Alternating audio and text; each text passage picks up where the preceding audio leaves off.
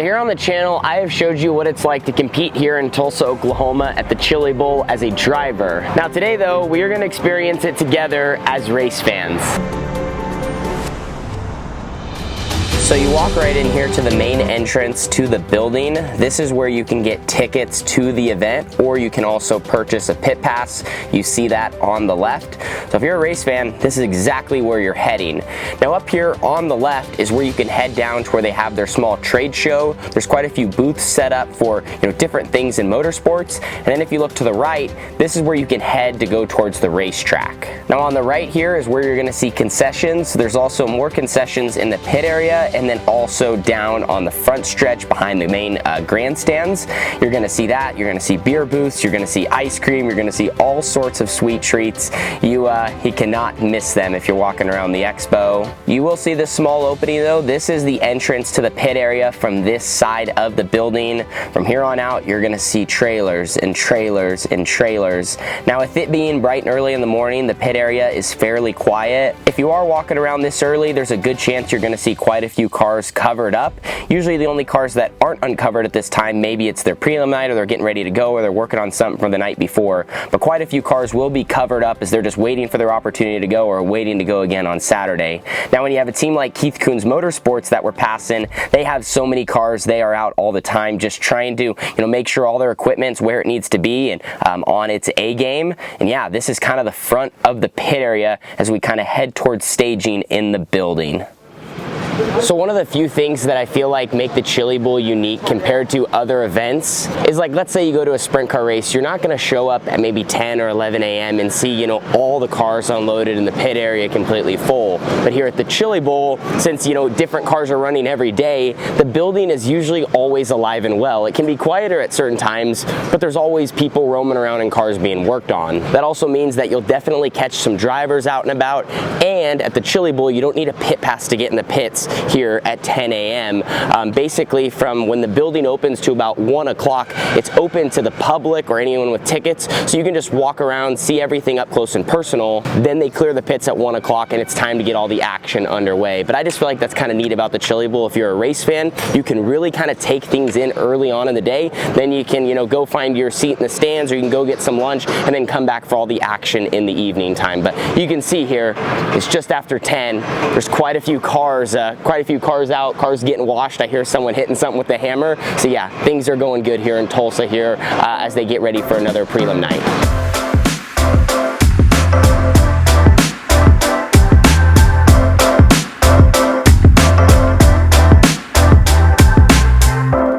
So as a race fan inside this building, there's only so many ways you can really watch the on-track action. But if you're here in the pit area, things get a little crowded in the grandstands. They actually do have two big screens. One right here in front of the Keith Kunz Motorsports pit, and then one at the other end of the building. So no matter where you're kind of parked, you can go either direction to watch the show. But now as we walk up to the racetrack, what's difficult about the Chili Bowl and being a fan is trying to get tickets for the entire week.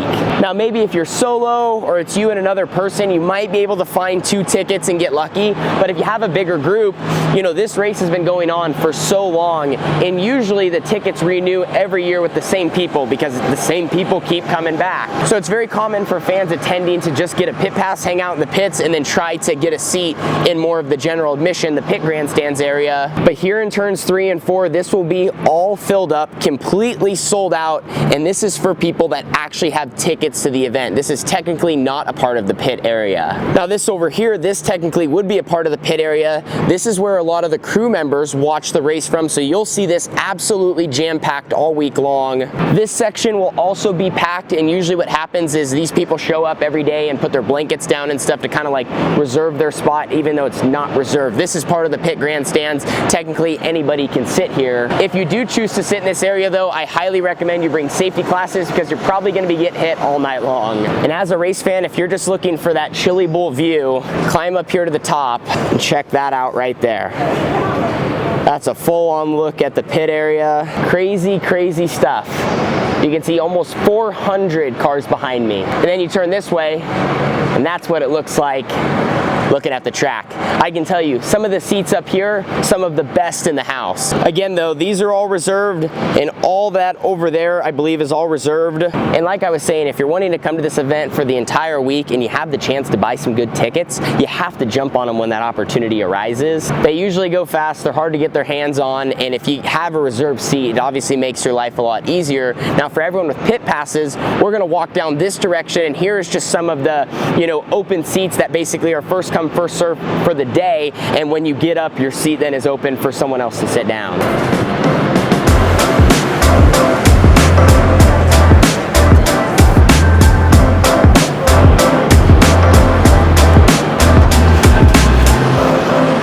So this section over here is just off of turn number 2. Right up there, you can see kind of where I'm pointing. That is where the famous top row rowdies are all week long. So anyone can come up this way. You can see they kind of have it gated off for the rowdies. I have watched from up here. It's pretty nuts between the horns going off, marshmallows being thrown in years past. I think they kiboshed that, but all sorts of chaos, yelling and screaming and cheering.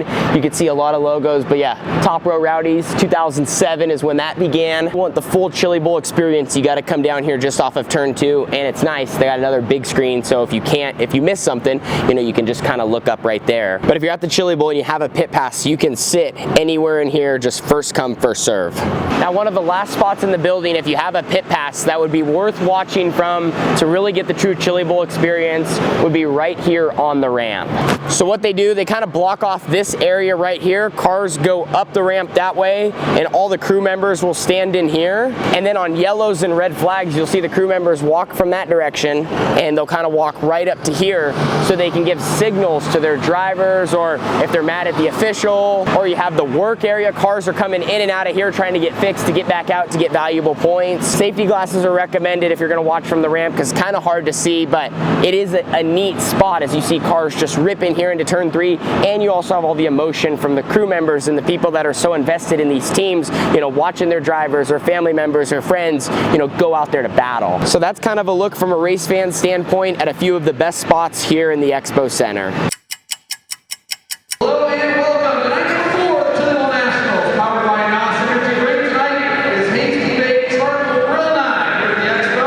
The draw is now open. So you know the night is officially underway when you hear Blake Anderson hop on the mic and he announces that the draw is now open. The drivers had to go up and see where they're going to start for their heat races. After that, they had the pit meeting and then kind of rolling into hot laps. I wanted to walk on the track after they finished all their prep for the day before everything started, just to see how things felt. Extremely wet. My feet were sticking to the track. Definitely had quite a bit of moisture. And those hot laps to start the day are some of your wettest laps of the entire week, as you have to burn off the grease, burn it all off, so you can actually have a good surface later on. Well, the first heat race is in staging for the night. I will tell you, as a driver, this is when your nerves are at an all-time high. The stress rolling down the ramp for your Chili Bowl heat race, it is up there as one of the most stressful moments of your entire dirt racing year. I don't care if you have midget experience or not, or where you land on the playing field, or what your ride looks like. Man, this basically sets the tone for your week, and you have one shot to either get ahead, kind of be okay with some work to do in the qualifier, or be totally behind trying to catch up basically points wise, like I said, for the rest of the week. Really, they have all kinds of accessories. The way down the ramp, that makes it as almost tough. Like I said, a very stressful time for drivers, but a mix of emotions. There is some excitement involved because you're just so ready to go. But I'll tell you this, as a race fan, this is one of the coolest parts of the week. Drivers having to go out there, duke it out for every passing point, every finishing position, and also in these early heat races, the track is so narrow, so it makes it even more difficult to pass, and that's where things really get interesting.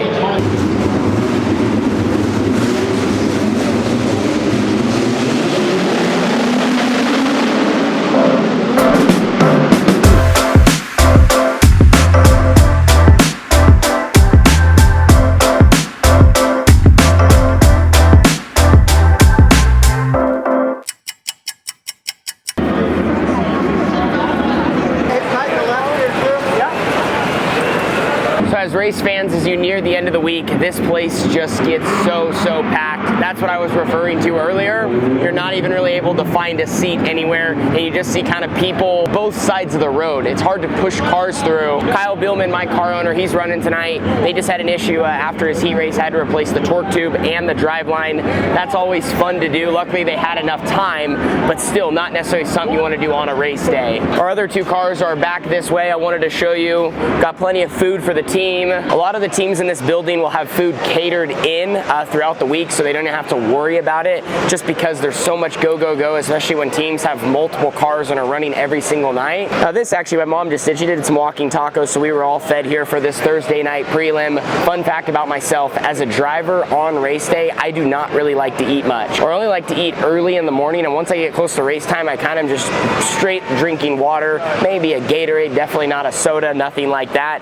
But obviously when I'm here, just I guess you call me being a race fan like we've been talking about, of course, eat up everything. Probably head on over, would love to get some ice cream, just the whole 9 yards, the full Chili Bowl experience. But yeah, if you kind of look around, you'll see quite a few teams that have stuff brought in throughout the week, so that's just kind of taken care of it. It's one thing they don't have to worry about.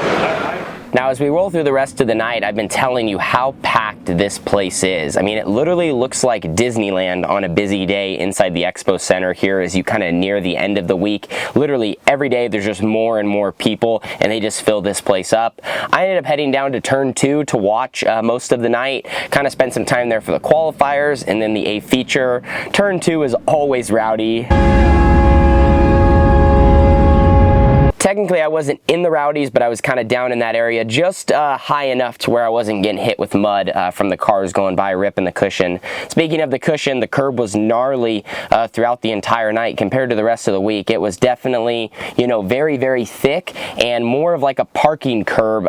You know, once you got into it, you weren't moving it much. So your race car had to be really good to run up there. And overall, it was a super exciting feature that we witnessed throughout the night. And a lot of the fans loved it, and it just continued a great week here in Tulsa. Well, the surface that they gave the drivers tonight sure put on a show. One of the key differences walking out here, because I wanted to look at it, they're just throwing some water, they're prepping it for one more final prelim night, but what a parking curb there was up top. Now in previous nights, the cushion I feel like was a little higher, and it kind of built almost like towards the wall at a 45, where this, like I said, is more of a parking curb. It just stops. You're not gonna get much higher. That was the top lane on the racetrack, and you saw guys get into it and bike or get almost on top of it and get kind of stuck if they didn't have enough wheel spin. Wheel spin on a racetrack like that, I mean, we talked about it on our prelim night, but like, you just got to get in the corner and your rear tires got to be moving, so when you get into it, you know, you don't have a wing to keep your car kind of down and rotating. So in the midget, like, your wheels got to be up, so when you hit this, kind of just keeps shooting you forward, you build momentum, you get through the corner. When your wheels stop, that's when you get in a really bad spot. Like I said though, phenomenal surface. The bottom was really narrow on entry, and they prepped it just a little bit on exit, which I'm a huge fan of. I always like to be the track prep guy from the outside, but I really think that sometimes, you know, if you're trying to speed up a lane, you don't necessarily got to work the entire thing. These guys just helped the exit of the corner, and that lived a little longer during the race. So guys could kind of get down the straightaway, get off the corner, but it was very narrow on entry, so you had to slow up to hit it. If you did not slow up, you were just going to miss it and skate right to the slick. Between Thorson, Bell, Carter Sarf, Ryan Bernal at the end, CJ Leary, like, they all put on a really good race, a really rapid pace through some traffic and just out front, bottom to top to slide jobs. Like, they all kind of did it all. So thought it was another really good prelim. Like I said, I feel like this was right up there as far as how good the racing was, and the competition every night has been stout. It's really hard to pinpoint which one's necessarily tougher, but in order to win this race and to be up front come Saturday, you got to beat all the best guys. So yeah, that's just my little analysis on the night as a race fan here at the Chili Bowl. I don't really like to call myself a race fan. I'm a driver, and you know, I honestly am not a very good spectator. Even tonight, like, I didn't watch necessarily every single lap. Kind of just like to hang out. Obviously want to watch the features, want to watch the important moments, but I don't do good watching and like seeing other guys out there going fast, because obviously I want to be out there going fast doing what they're doing. And that's one of the main reasons I haven't really went to a lot of races in my life, just to spectate. Like, I got to be involved in some way. Usually, like I said, want to be the driver. At minimum, hey, be crew help or help a buddy if they're trying to run, but definitely not just going to a race just to like go be there, and I always kind of feel just a little out of place when I don't have nothing to do or somewhere to kind of be or hang out. But it was cool tonight at the Chili Bowl. Obviously that's the neat part. You get to race and then you have all your off days to watch all the other competitors go and give it their shot, you know, to put themselves in position for a Golden Driller. So thanks for watching. We will see you guys all in the next video. Like I said, we have one more prelim night, and then we have the Saturday finale, Driller Day. So we will see you guys all there in the Kyle Bielman Motorsports number 31. We're going to try to rip through some alphabet soup. Deuces.